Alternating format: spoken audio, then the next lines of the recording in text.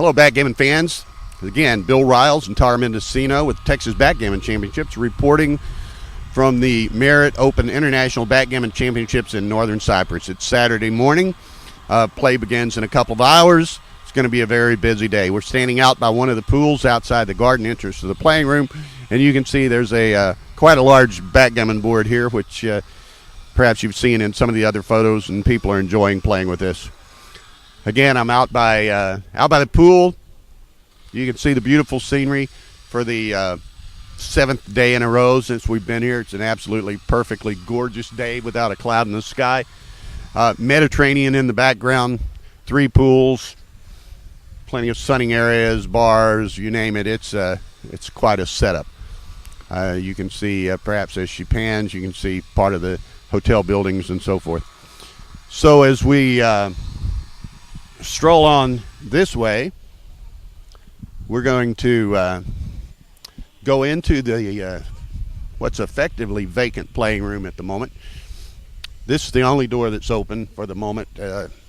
They discourage people from coming in early, but we're going to take the liberty as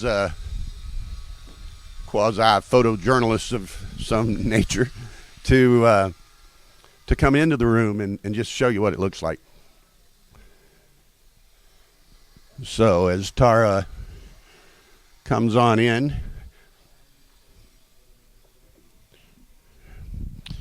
now this is the playing room. We're coming in one of the side entrances. Perhaps we can go up by the desk and then show more of the room.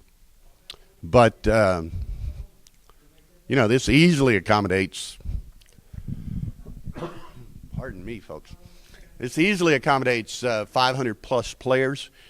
I think there were 519 this year. Last year, I believe there were 587. Comfortably accommodated in this hall. Now, you might note, as Tar's panning around, there's a bar in the back right of the room there, so you can get drinks and coffee and tea and what have you at all times during the day. They have waitresses who actually will deliver drinks to you and pick up your glasses and things of that nature, so it's quite convenient. You can see on the tables that each table, there are table numbers, so you go to an assigned spot. Each board and table number is outfitted with a board, with a scoreboard, with score sheets, with water, with checkers, with a doubling cube. You have to bring your own dice. But excuse me, I've been suffering from a bit of a cold here and my throat's drying out. But anyway, everything is provided for the player. Pretty much all you have to do is show up with some dice and you're ready to play. Now again, as we stroll toward the front here, on the left here, perhaps Tara can turn that way, there's a number of the brackets, the doubles brackets, the super jackpot, the mega jackpot, all of the Masters Championship Division brackets were along this wall. And so it's quite an organization. Typically there are multiple signage, Turkish and English. And, so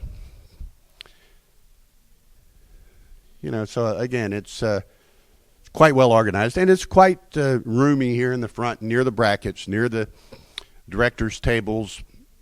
There's another set of brackets on the far wall. We'll walk over to that direction. And, so it's quite the experience. You can imagine when this room is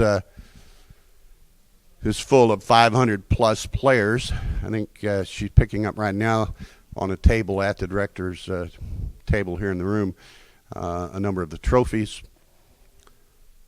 prize trophies, I might add. And you, as you can imagine, in addition to some beautiful trophies, quite a bit of pride associated with winning these events, and quite a bit of prize money as well with the size of the fields that we're talking about. So again, this is the director's table on the left as we walk by.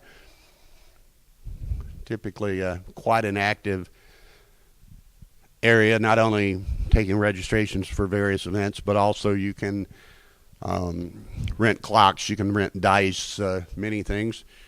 Here's an interesting banner from some guys in San Antonio, I think.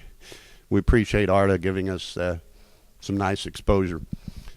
There's a wet gammon banner. And on the brackets on this side of the room, typically this has been where the intermediate brackets have been located. The ladies' brackets over here, speed gammon, one-pointers. And then on the far right here, and none of them are up at the moment, but they run 8-player jackpots of various entry magnitudes continuously. And this is just a beehive of activity. I think last year, and Veronica Fornacier runs this with some help, I think last year they had something approaching 500 8-player jackpots during the event. So anytime, you're out of the main event or you're between times or, whatever, you got a bit of spare time, people play the jackpots, and they play a lot of jackpots. Now, what else?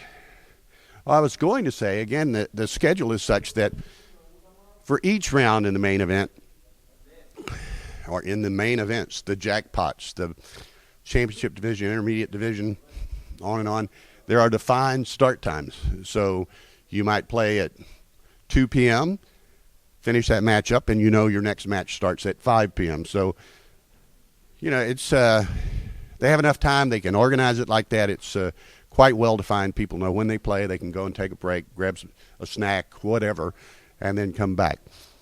One other little interesting area back over in this corner, it's kind of separated by some red ropes and what have you. This is where the recorded and streamed matches are played. Each round, 6 matches are selected, typically key matches between excellent players, and they're played over here.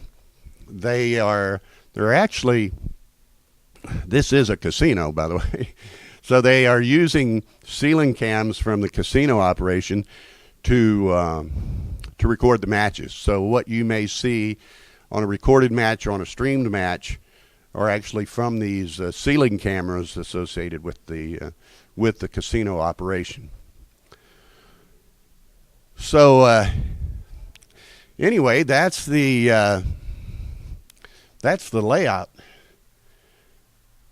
and you can imagine what it's like in here once you have 500 plus players and all of the staff and the serving staff. It's quite a mass of humanity, but it's a lot of fun. People enjoy it, and that's why it's such a popular tournament. So anyway, that's this update. Hope you enjoyed it. We'll be back with you later. This is Bill Riles and Tara Mendocino. We'll talk to you later. Bye-bye.